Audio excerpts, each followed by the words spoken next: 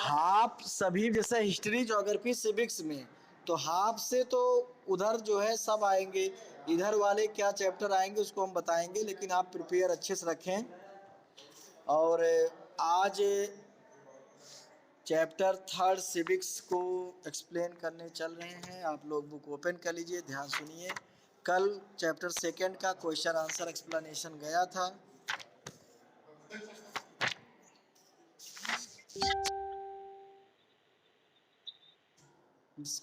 Chapter 18 geography में। चलिए ठीक है, हो जाएगा, कोई बात नहीं, हो जाएगा, अभी तो टाइम है, भी हो जाएगा। चलिए आज chapter 22 role of the parliament and law making in India. ध्यान से समझिए, इंपॉर्टेंट चीजें होती हैं। बुक ओपन किया? हेलो, सभी ने बुक ओपन किया? और लोगों को जोड़िए। हाँ, और लोगों को जोड़िए। Okay. The role of the parliament and law making in India means क्या कह रहा है कि पार्लियामेंट का रोल क्या है, जो कि लॉ मेकिंग बॉडी है। लेजिस्लेचर, जैसे हम पढ़ते हैं ना, 3 organs of our government, legislature, constitutive and judiciary. The big idea democracy in India, parliament of India and its role, composition of the legislature and the executive, law making in India, changing controversial law. तो ये चीज़ें हमको इस chapter में पढ़ना है। News baker में है 17th Lok Sabha elected by the people of India in 2019। अभी 2019 में जो इलेक्शन हुआ था वो 17वीं लोकसभा का इलेक्शन हुआ था, जिसमें पुनः बीजेपी की गवर्नमेंट बनी, मोदी जी पुनः सेकंड बार प्रधानमंत्री बने। तो the highest number of female member of parliament, इस बार जो है सबसे ज़्यादा फीमेल मेंबर पार्लियामेंट में हैं, out of total of 543 members. तो टोटल कितने हैं हमारे इंडिया में? 545, जिसमें 543 पर इलेक्शन होता है, और 2 members are elected by the Anglo Indian president, by president, and 78 women's इस समय हैं जो है पार्लियामेंट मेंबर, लोकसभा सदस्य। Indian parliament, president of India, Lok Sabha lower house, Rajya Sabha lower house, ये 3 उसके पार्लियामेंट के अंग हैं। कौन कौन इसमें होता है? अब president of India, the first citizen of the country, देश का प्रथम नागरिक होता है, उसकी पत्नी देश की प्रथम महिला होती है। Elected for a period of 5 years, उनको भी 5 साल के लिए चुना जाता है, और डायरेक्ट मेंबर के द्वारा नहीं चुने जाते, हुए elected member by parliament and state assembly member के द्वारा चुने जाते हैं। And has legislative, executive, financial, judicial and diplomatic power, सारा पावर जो है हैंड में प्रेसिडेंट के होता है एक तरह से। Lok Sabha speaker, the presiding officer of the Lok Sabha, Lok Sabha का जो अध्यक्ष होता है वो प्रिसाइडिंग ऑफिसर होता है, जो सदन की कार्रवाई वही चलवाता है। Members usually elected once every 5 years, 5 साल के लिए मेंबर चुने जाते हैं ये भी। Maximum strength is 100। अब माइक म्यूट तो है सभी का, लग तो ऐसे रहा। हेलो हेलो, क्लास चल रही है भाई। नहीं, गुल्लू नहीं है, बड़े गुल्लू हैं सब। हाँ हाँ, ओके। तो 552 मेंबर्स मैक्सिमम हो सकते हैं किसी भी सदन में, और हमारे यहाँ 545 बताया हमने कि 543 पर इलेक्शन होता है, 2 जो है Anglo Indian. Rajya Sabha upper house है, ये उच्च सदन है। लोकसभा को और हम पब्लिक हाउस भी कह सकते हैं, क्योंकि यहाँ जो मेंबर आते हैं वो डायरेक्टली पब्लिक द्वारा इलेक्टेड होके आते हैं। राज्यसभा को पब्लिक नहीं चुनते, राज्यसभा के मेंबर को स्टेट असेंबली के मेंबर चुनते हैं, जो हमारे द्वारा चुने जाते हैं। Vice president of India the presiding officer of the Rajya Sabha. जैसे वेंकैया नायडू इस समय है तो वाइस प्रेसिडेंट ये सभापति होते हैं राज्यसभा के। Members are either nominated or elected, तो 12 member nominated by the president, different area से, डिफरेंट क्षेत्र से, कल्चरल एंड अदर क्षेत्र से, एजुकेशनल और अदर मेंबर जो है इलेक्शन होता है। Maximum strength is 250 member. किसी भी राज्यसभा सदन में किसी भी देश के 2 से 250 से अधिक संख्या नहीं हो सकती है, तो हमारे यहाँ 245 संख्या है। आ जाते हैं हम लोग अब नीचे नेक्स्ट पेज पर 222 पर। इन अ डेमोक्रेसी मीन्स लोकतंत्र, public rule, peoples of the nation participates in the decision making through their elected representative. भाई पब्लिक रूल है, डेमोक्रेसी कहते हैं लोकतंत्र, जनता का राज। यहाँ गवर्नमेंट होती है जो जनता के द्वारा इलेक्टेड। आप डेमोक्रेसी का डिफिनीशन जानते हैं कि the government for the people, bye the people, of the people, जो पढ़ते हो जनता का, जनता के लिए, जनता के द्वारा। तो पब्लिक ही जो है मेन डिसीजन मेकिंग बॉडी होती है। और क्यों, डायरेक्ट तो नहीं है लेकिन indirectly the elected member by the public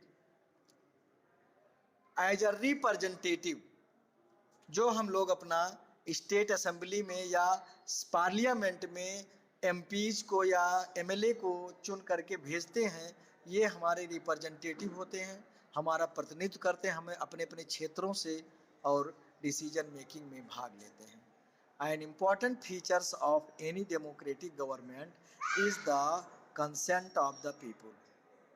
क्या है important features of any democratic government? किसी भी डेमोक्रेटिक गवर्नमेंट, लोकतांत्रिक सरकार का ये कंसेंट।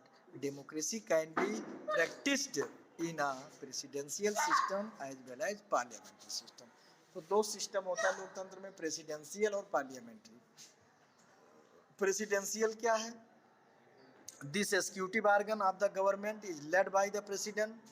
कार्यपालिका, कानून बनाने का जो होता है सब प्रेसिडेंट है। सारा पावर जो होता है किसके हाथ में होता है? प्रेसिडेंट के हाथ में होता है।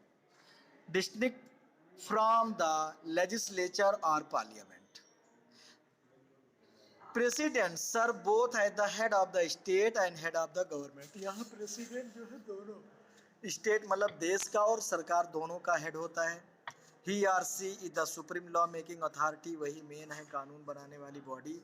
And is not responsible to the legislative body of the government. जो लेजिस्लेटिव बॉडी है, विधायिका है, उसके प्रति रिस्पॉन्सिबल नहीं होता, वो उत्तरदायित्व, जवाबदेही। Examples United state of America, जैसे यूएसए है, यहाँ पे प्रेसिडेंशियल रूल है। और हम लोगों के यहाँ जैसे parliamentary system of democracy, legislature comprises the 2 houses of parliament and make law for the country. तो राज्यसभा और लोकसभा दोनों जो हैं लॉ मेकिंग बॉडी हैं। दोनों जगहों में कानून जब कोई बनता है तो पास होना जरूरी होता है। Prime minister is the real head of the government. Executive head जो है या स्टेट हेड तो प्रेसिडेंट होता है, लेकिन जो रियल है, कार्यकारी जिसको हम कहते हैं, सारा काम जिसके, वो गवर्नमेंट प्राइम मिनिस्टर होता है। और as well as leader of the majority party, और यही जो है मेजॉरिटी पार्टी का लीडर भी होता है इन पार्लियामेंट में। He are she select the ministers to form the council of minister, यही जो अपने मंत्रियों को चुनता है मंत्रिपरिषद के लिए। Responsible to the parliament, example great Britain, India. Next point पे आ जाते हैं, democracy in India. India has a parliamentary form of democracy. It is the world's largest democracy which conduct regular election at the national and state level। क्या है? Parliamentary form है हमारे यहाँ, world में हम लार्जेस्ट डेमोक्रेसी है। USA America जो है ओल्डेस्ट डेमोक्रेसी है। और नेशनल लेवल पर, स्टेट लेवल पर एक रेगुलर इंटरवल के बाद इलेक्शन होता रहता है हर 5 years. The participation of the people in the decision making processes and the consent of the citizens are two of the guiding principle of India's parliamentary form of government. तो इसमें लोगों का जो भागीदारी है, पार्टिसिपेशन मतलब role in decision making body में public का रोल जो होता है वो अपने जैसे इलेक्शन मतलब वोटिंग राइट के थ्रू अपने रिप्रेजेंटेटिव को इलेक्ट करते हैं, और फिर जो मेजॉरिटी पार्टी होती है, अगर मेजॉरिटी नहीं है तो कोलिएशन गवर्नमेंट बनती है मिल करके गठबंधन सरकार, और उस तरह से वो सारे निर्णय लेते हैं। अगला है reason for adopting parliamentary system of democracy in India. क्या कारण है जो पार्लियामेंट्री सिस्टम को अडॉप्ट किया गया? The reason for adoption of parliamentary democracy in India can be classified into the following. Number 1, participation of people in the decision making. Number 1 सबसे पहले हुआ कि जिससे लोगों की भागीदारी हो, सरकार के निर्णय मतलब किसी चीज़ के निर्णय लेने में जनता का भी भागीदारी होना चाहिए, और वो किस तरह से होगा जब वो अपने मेंबर को चुन करके भेजेंगे। तो before India became independent 1947, the Indian had been forced to obey the law imposed by the British. आज़ादी से पहले या आज़ाद जब हुआ, जब हमारा कॉन्स्टिट्यूशन नहीं बना था, तो हम ब्रिटिश के कॉन्स्टिट्यूशन को फॉलो कर रहे थे, और फोर्स भी था कि British government which they had little or no role in the decision making process, जिसमें पब्लिक का कोई रोल नहीं था डिसीजन मेकिंग में। The leaders of the Indian freedom struggle wanted a system in which everyone would be treated equally and allowed to participate in the governance of the country without fear or intimidation. Means leader of the Indian freedom struggle, जो हमारे leaders थे freedom fighters, freedom struggle के जो बड़े बड़े leaders का नाम आप जानते हैं, जवाहर हो गए, सरदार वल्लभ भाई पटेल हो गए, अबुल कलाम आज़ाद हो गए, और so many, Ambedkar, so many leaders हैं, सुभाष चंद्र बोस कहाँ सरकार बनाने में उतना। तो the treated equally and allowed to participate in the government, उनकी ये डिमांड थी कि सबको बराबर के साथ समानता किया जाए, सबके साथ समान किया जाए। हाँ, and participate in the government, सरकार चलाने में उनकी भी भागीदारी होनी चाहिए। पीपुल, आवाज नहीं बेटा, आवाज नहीं। The people would enjoy the right to raise issue, और लोगों को भी एंजॉय मतलब फ्रीडम हो इस चीज का कि अपनी वो इशू, अपनी डिमांड को रेज कर सकें, मांग उठा सकें। Matter to them and make their government accountable, और अपने सरकार को अपने पर जवाबदेही बना सकें। तो ये रीजन था जो कि डिसीजन मेकिंग प्रोसेस के लिए पार्लियामेंट्री गवर्नमेंट को अडॉप्ट किया गया।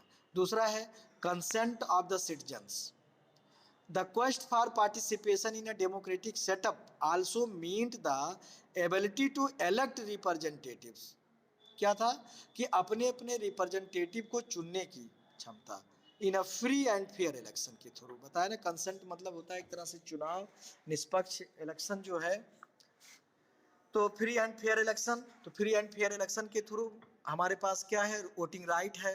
वोटिंग राइट के थ्रू हम जो है एक वोट वन पर्सन दे करके अपना हम रिप्रेजेंटेटिव चुन सकते हैं, और सरकार बनाने में इस तरह से हम अपनी भागीदारी निभा सकते हैं। The result of the election would represent the mood of the nation and its citizens. किस पर डिपेंड करता है? राष्ट्र के मूड पर। कहते नहीं लहर चल रही है, तो लहर जिधर चल गई उसी को वोट लोग देना शुरू कर देते हैं। कितना भी इसके पहले सोचे हो, लेकिन उस समय अंतिम समय में हो जाता है कि हाँ नहीं, मोदी लहर चल गया, राम नाम लहर चल गया, ऐसे तमाम आते हैं। तो आप देखते होंगे फिर वही उसी को लोग, और फिर उसी के सरकार बहुमत मिल जाता है। The elected representative would form government and represent the people in the parliament. और इस तरह से जो हमारे द्वारा चुने गए एमपी एमएलएज हैं, ये सरकार बनाते हैं और हमारी भागीदारी को वहाँ सुनिश्चित करते हैं। In other words, the citizens would form the government and control it through their chosen representative. Means जनता सरकार बनाती है और किस रूप में? अपने अपने प्रतिनिधियों के रूप में। जैसे हर जगह जनता जा नहीं सकती, इसीलिए तो ऐसी व्यवस्था बनाई गई है कि आप अपना एक डेलीगेट दीजिए। तो एक डेलीगेट के लिए व्यवस्था बनाई गई है कि हर एक एक क्षेत्र बनाया गया है, कॉन्स्टिट्यूंसी क्षेत्र है सबके, जुरिडिक्शन सबका अपना अपना है। आप अपने क्षेत्र से अपना विधायक चुनिए, अपने क्षेत्र से आप अपना एमपी चुनिए, आप अपना ग्राम प्रधान चुनिए, आप अपना सदस्य चुनिए, आप अपना बीडीसी चुनिए, आप अपना ब्लॉक प्रमुख चुनिए, सब व्यवस्था है। Also a vast country like India needed a system of government. Bharat जैसे विशाल देश में भी सिस्टम की जरूरत थी, रिकॉग्नाइज इट्स डाइवर्सिटी, जिससे कि इसकी जो विविधता है उसको पहचान मिले। भाई अलग अलग स्टेट्स हैं, अलग अलग क्षेत्र हैं। The impressed by the British system of parliamentary, और ये सिस्टम कहाँ से मिला? ब्रिटिश सिस्टम से, ब्रिटिश पार्लियामेंट्री, चूंकि ब्रिटिश में भी ये पार्लियामेंट्री सिस्टम है। Government and were familiar with its structure and functioning, the consequently a parliamentary system of democracy based on the principle of universal adult franchises. और किस पर है ये? यूनिवर्सल एडल्ट फ्रेंचाइजीज पर। was adopted in India. In ancient Greek philosopher Callisthenes introduced the system of democracy in Greece. मतलब यूनान में जो है 507 BCE में उन्होंने ये सिस्टम को किया था। He called it democratia या डेमोक्रेसिया और the rule by the people. और एक तरह से डेमोक्रेसी इसी बना हुआ है ग्रीक वर्ड से, जिसका मतलब होता है डेमोक्रेसिया। द इंडियन पार्लियामेंट, द संसद और parliament of India is the highest law making body. तो संसद भी कहते हैं इसको, संसद पार्लियामेंट भी है, उच्च मतलब ये सबसे बड़ा जो है कानून बनाने की संस्था है भारत में, लॉ मेकिंग बॉडी है। Parliament in our system has immense power because it is the representative of the people. क्या होती है ये? जनता के प्रतिनिधि होते हैं। Parliament comprises of the president of India. कौन कौन आते हैं, कौन कौन इसके अंग हैं पार्लियामेंट के? President of India, Lok Sabha, lower house, Rajya Sabha, upper house. The elections to the parliament are held in a similar manner as they are held for the state legislature. Election वैसे ही होते हैं जैसे स्टेट में अलग अलग राज्यों में विधानसभा का चुनाव होता है, ऐसे ही लोकसभा का चुनाव होता है। सारी प्रोसेस, सारी प्रक्रिया सेम वैसी होती हैं। क्लास 9th में आप पढ़ेंगे इलेक्टोरल पॉलिटिक्स है, क्लास 10th में पढ़ेंगे आप पॉलिटिकल पार्टीज के बारे में, तो सब है। और जिसके पहले सारी भूमिका आपको 8th तक बता दी जा रही है। यही सब आगे डिटेल हमको पढ़ना होगा। All adult citizens of India are allowed to vote. 18 साल इस समय एज है वोट देने की, तो इससे ऊपर के लोग वोट दे सकते हैं जिनका नॉमिनेशन जो वोटिंग रजिस्टर होता है उसमें नाम होना चाहिए। देखिए इस समय गांव में चल रहा था नाम बढ़वाने का, घटवाने का, सब कंप्लीट हो गया है। वहाँ पर भी लोकल इलेक्शन होने वाला है, अप्रैल में होगा। प्रधानी का चुनाव, बीडीसी का चुनाव और जिला पंचायत का चुनाव, लोकल गवर्नमेंट मतलब। Representative is elected from each constituency. Constituencies means underline कर लीजिएगा, क्वेश्चन है। Constituencies means area where parliamentary members are elected या स्टेट असेंबली मेंबर्स। तो जितने एरिया के लोग उनको मतलब अपना प्रतिनिधि चुनते हैं तो वो कहलाता है। जैसे लोकसभा क्षेत्र है अंबेडकर नगर, अंबेडकर नगर पूरा जो डिस्ट्रिक्ट है हमारा, ये लोकसभा क्षेत्र है।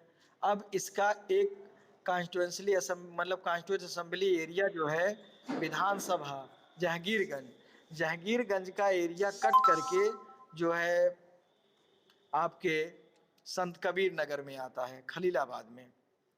और जबकि अयोध्या का गोसाईगंज विधानसभा सीट जो है मतलब असेंबली कॉन्स्टिट्यूंसीज एरिया, वो अंबेडकर नगर लोकसभा में आता है। तो थोड़ा इस तरह से है, एक कटा हमारा तो दूसरा इसमें जुड़ा हुआ है।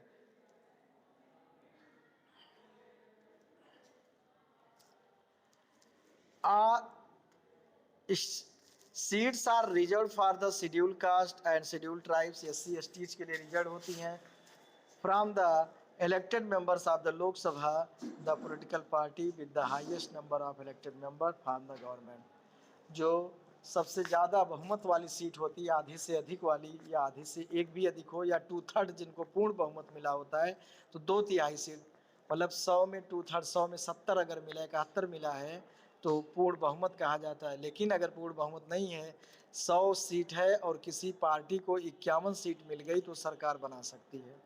और अगर नहीं मिली तब सिचुएशन क्रिटिकल हो जाती है, या तो वहाँ पे अलायंस गठबंधन करके बनाएं, या तो फिर नहीं हो पाता है, प्रेसिडेंट रूल लग जाता है, 6 महीने बाद पुनः इलेक्शन हो सकता है।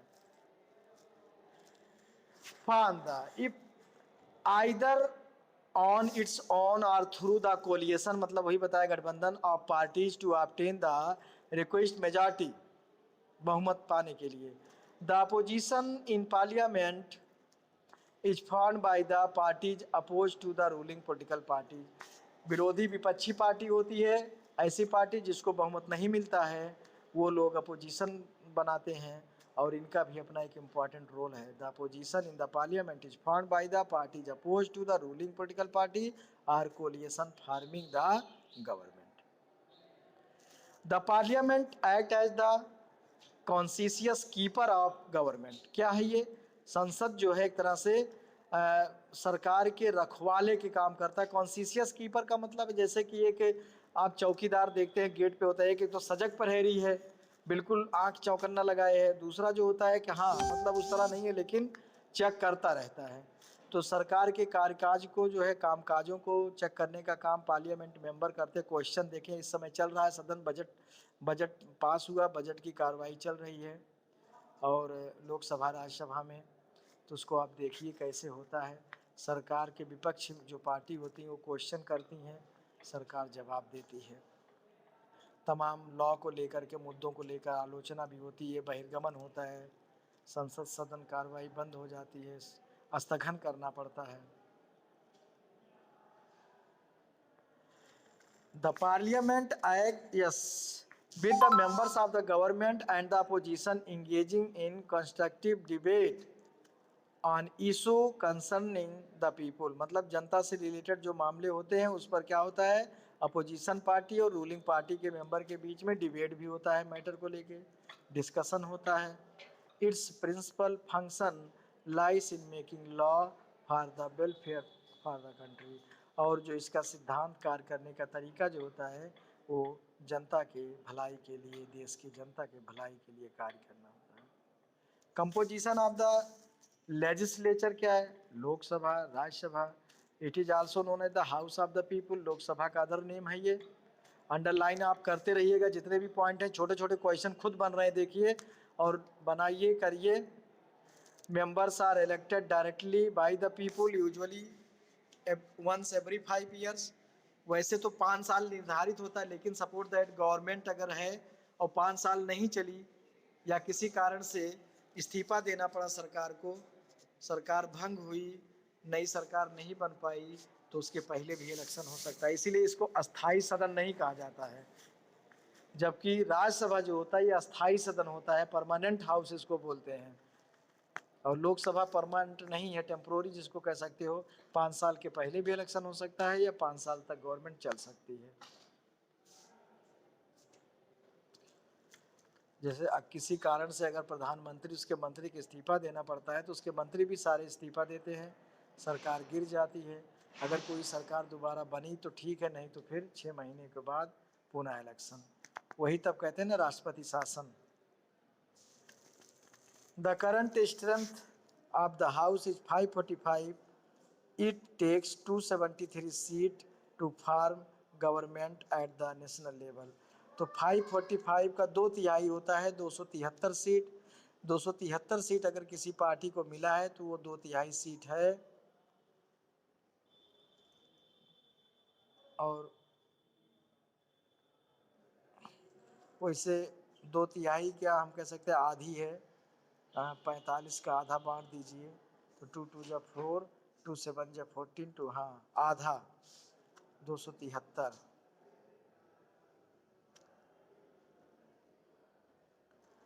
Rajya Sabha, Rajya Sabha also known as the council of state इसको बोलते हैं, क्योंकि सभी स्टेट के मेंबर इसमें चुन के आ जाते हैं। इनके इलेक्शन होते रहते हैं एवरी 2 ईयर, 2 साल पे 1/3 सीट खाली होती रहती है। इनके मेंबर्स 6 साल के लिए चुने जाते हैं। 12 members out of these are nominated. हमारे यहाँ मतलब किसी भी 250 मेंबर कहीं भी मैक्सिमम हो सकते हैं। 12 प्रेसिडेंट के द्वारा चुने जाते हैं, जिसमें music, art, literature and other part से, स्पोर्ट्स से भी होते हैं। 1/3 of these members retire every 2 years. 1/3 सदस्य प्रत्येक 2 साल में रिटायर होते रहते हैं। This seat are held, the members of the Rajya Sabha are elected for a term 6 year. 6 साल के लिए चुने जाते हैं। Unlike the Lok Sabha, the Rajya Sabha is a permanent house. तो लोकसभा की तरह नहीं, राज्यसभा जो है परमानेंट हाउस है।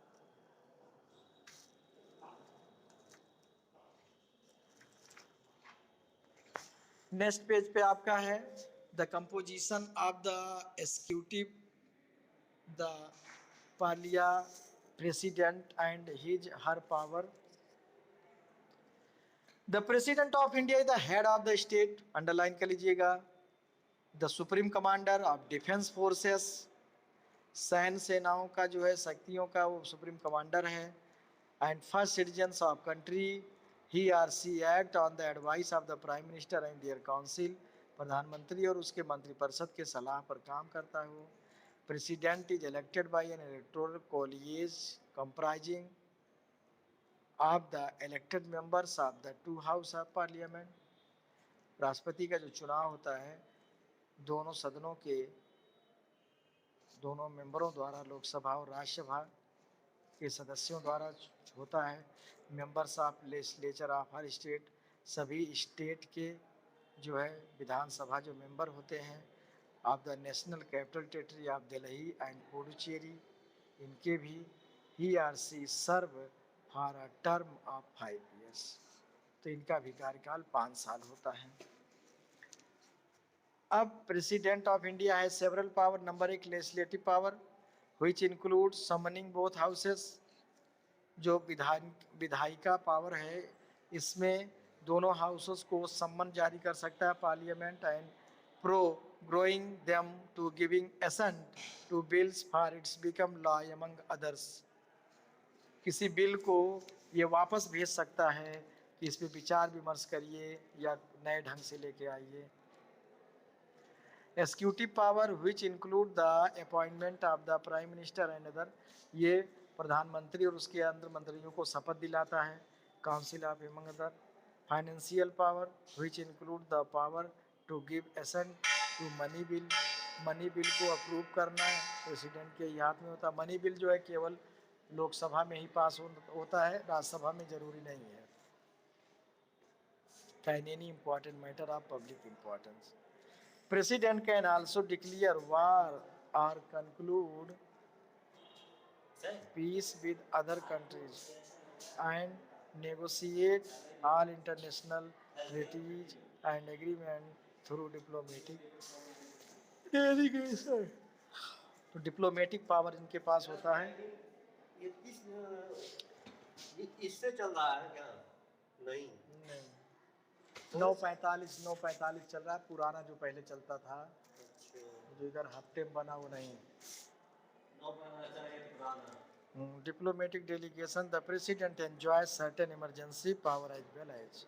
तो ये आज का आपका यहाँ पे है find out about the emergency power of the president of India. क्या क्या है उसके इमरजेंसी पावर, उसको आप पता लगाइए। और look at the constitution of India, read article 352, 356, 360। इसी में प्रेसिडेंट के इमरजेंसी पावर के बारे में वर्णन किया गया। इसको आप पढ़िए, समझिए। आज की क्लास इतना ही। अच्छे समझिए, रीड करिए, पूरी तैयारी करिए। ओके।